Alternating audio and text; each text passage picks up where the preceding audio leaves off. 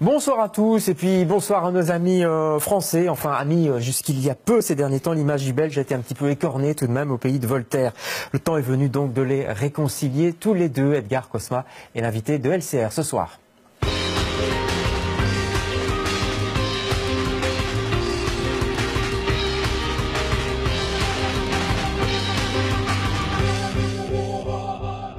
Et bonsoir Edgar Cosma. Bonsoir David Coury. Comment allez-vous? Très bien, très bien. Vous avez dit que c'était une bonne intro.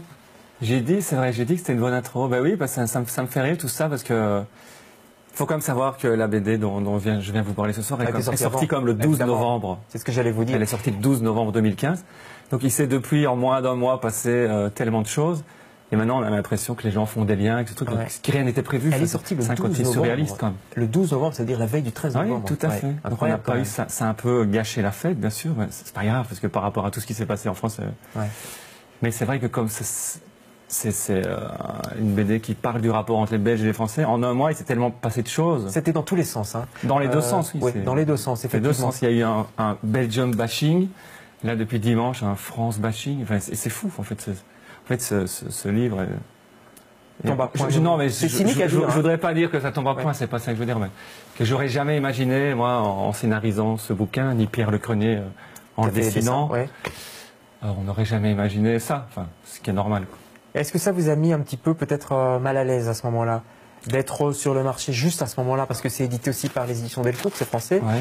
Voilà, vous arrivez un petit peu dans le cas où vous n'êtes pas le seul, c'est comme ça, il y a des films qui sont sortis aussi le mercredi d'après. Mal à l'aise de façon générale, parce que je pense que toute personne qui fait quelque chose, il y a un côté indécent de faire de la promotion. C'est ça, oui, c'est ça que je veux dire. Je pense aussi au film qui devait sortir, comme les films sortent tous les mercredis, le film qui a dû sortir le mercredi 11, 12, 18 novembre, par exemple. Ça devait pas être super pour, non, bah, il y a eu pour les réalisateurs, les gens qui devaient lancer des albums et tout. Enfin, bon, tout ça, c'est... Mais ici, en plus, comme le sujet traite un peu de ça, c'était doublement, je trouve, un peu bizarre.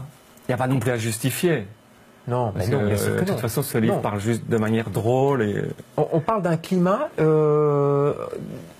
un peu rigolo, on va le voir dans le livre, parce que vous décryptez bien les différences entre les Français et les Belges, qui ne sont pas si énormes que ça d'ailleurs. Hein. C'est très subtil. Vous dites d'ailleurs le Belge, c'est un Français qui est belge, quoi. En gros, je ne sais plus si la phrase est bonne, mais c'est plus ou moins ça. C'est plus ou moins ça. Je ne suis pas écrivain, moi. Mais... le Belge. C'était où encore le Belge? Le Belge était un peu français ou un peu. Enfin, c'est la C4 en fait. On peut peut-être la lire. Hein, pour avoir le texte parfait. Oui, bah, je vous la passe. Vous allez chercher pendant ce temps-là. Est-ce qu'il y a une fracture quand même qui s'est passée entre Belges et Français depuis le 13 novembre? Fondamentalement, je pense pas. Hein, non, je suis juste un scénariste de bande dessinée, un écrivain. Je suis pas placé pour parler de ça. Fondamentalement, je crois que les choses reviennent toujours à leur état normal et parfois très vite. Et on se rend compte maintenant qu'il y a tellement de bashing que tous les 3 jours, un événement est face à un autre. Enfin, déjà, depuis le 13 novembre, combien d'attentats il y a déjà eu? C'est de la folie de poser la question. Ouais. Mais il y a combien d'attentats dans le monde il y a déjà eu? Maintenant, il y a eu celui en Californie, il y avait eu celui en Mali 2 jours après. Ouais.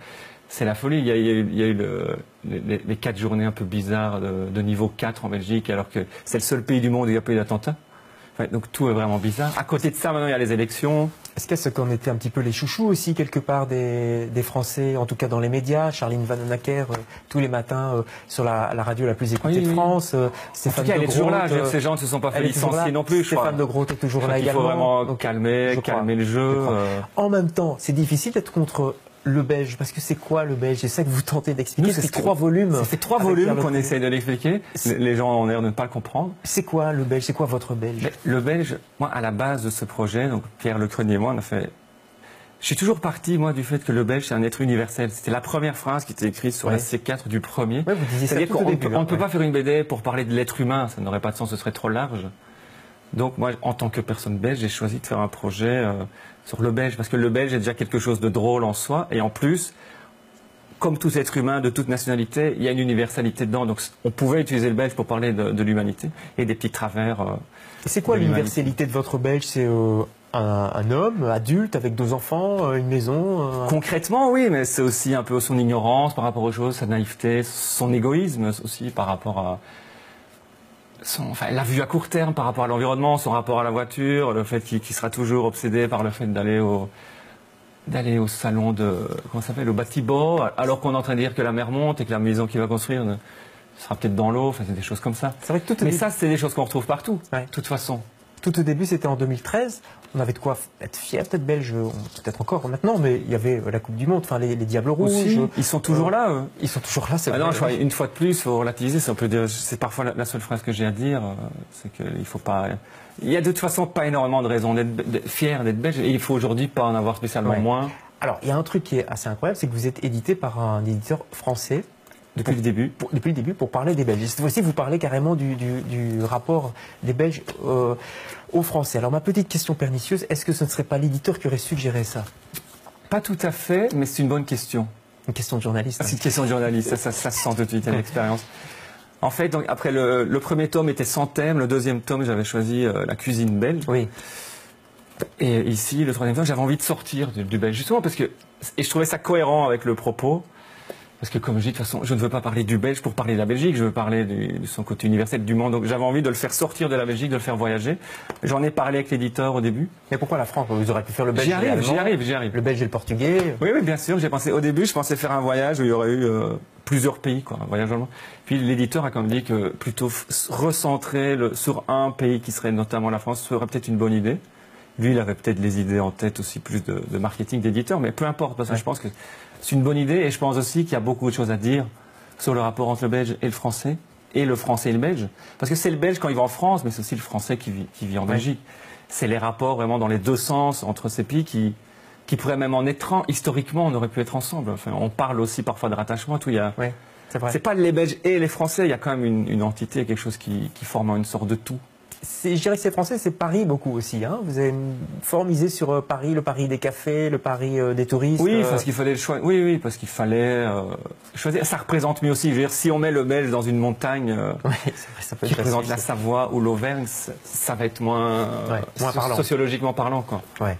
En plus, les dessins, on l'a déjà cité, mais c'est Pierre Le Crenier. Tout à fait. La ligne claire, il y a quelque chose de un peu Tintin là-dedans quand même. Hein. Il y a quelque chose. Tintin, je sais pas, c'est un mot en BD mais la ligne claire certainement. Ouais. Il a plus, on a Tintin plus souvent comparé son dessin à Guy Delisle depuis le début plutôt qu'à Hergé. Ouais. En tout cas, c'est clair que c'est un dessin. Mais on est aussi Pierre Le Crenier et moi de Bruxellois, donc citadins. On est aussi interpellés par ces questions.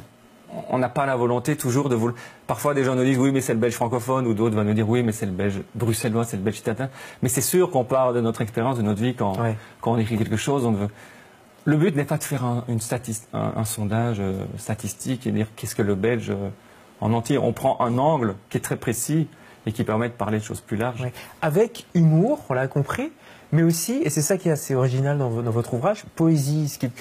On ne se tape pas trop sur les cuisses, un petit peu, parfois on se dit ça c'est bien trouvé, mais en même temps, il y a une certaine poésie, un attachement qui se fait, peut-être qu'on se reconnaît dedans aussi, et puis il y a quelque chose de poétique, de léger, je trouve. Oui, c'est ce que les gens nous disent depuis vraiment le début. Tout le début, je pense que c'est normal. Il y a quelque chose un peu. Moi, j'ai comme une formation de philosophe aussi avant d'avoir écrit des romans, puis de la BD. Je pense que tout ça revient, c'est normal. C'est une manière de voir le monde que ce serait en écrivant une chanson, en faisant une BD, tout qui se révèle toujours à travers le. Et le dessin aide aussi. Enfin, dès le début, on a créé ça de toute façon ensemble, donc ça a créé quelque chose qui illustre très bien. Enfin, si le scénario que le scénariste donne au dessinateur a déjà dans les lignes et entre les lignes cet humour et cette poésie, ça va sortir dans le dessin. Alors, Edgar Cosma, tant que vous êtes là, je voudrais qu'on dise un mot quand même sur votre maison d'édition, parce que c'est assez remarquable. C'est une maison d'édition belge, nouvelle, il n'y en a pas beaucoup. Ça s'appelle On Lit. Vous avez commencé sur le net, dans l'immatériel, et maintenant les livres sortent vraiment, on commence à les voir. Je crois que vous avez quasi loupé un prix Rossel, mais presque loupé, oui. Hein? À deux doigts, quoi. À deux doigts. C'est bien quand même d'avoir été dans les. Mais c'est une belle aventure quand même, cette maison d'édition. Comment vous faites pour vous en sortir maintenant? C'est fou. Je me pose la question avec mon associé presque tous les jours. Non, mais c'est vrai, on dit que le marché est compliqué, que les gens ne lisent plus. Il faut faire les choses différemment. On a toujours essayé un peu de réinventer la roue. Parfois, ça nous fait rire. Mais il faut réinventer la promotion, réinventer la manière de faire le livre, repartir la maquette, faire des beaux livres, avoir testé le numérique. Honnêtement, s'être rendu compte que le numérique n'était pas suffisant, donc réagir, ne pas rester bloqué, être toujours très flexible. Parce que vous aurez pu mourir de votre belle mort. On aurait pu mourir, faire que du numérique, c'est très intéressant, on a appris plein de choses.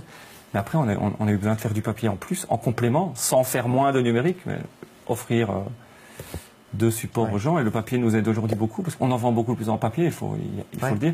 Et depuis qu'on est distribué par un gros distributeur depuis octobre, qui est Dilibel, la filiale belge de Hachette, ça nous aide vraiment. Alors là, je trouve que c'est le plus gros truc qui nous arrivait dans et les auteurs qui viennent comme Del Perdant. Ça attire de plus gros auteurs c'est aussi des auteurs très fidèles.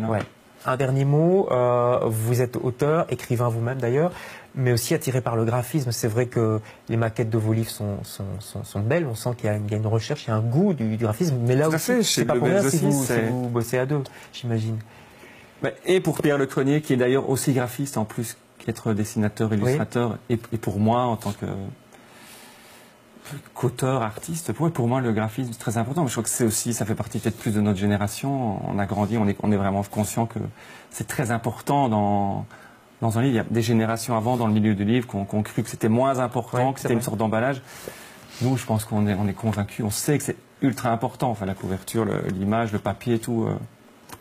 Il doit y avoir une réelle plus-value dans l'objet. Ouais, le règne d'une image. Allez, on va parler 2 secondes de votre coup de cœur. C'est un grand roman de l'année, La Conjuration des imbéciles. Vous pouvez nous en dire un petit mot?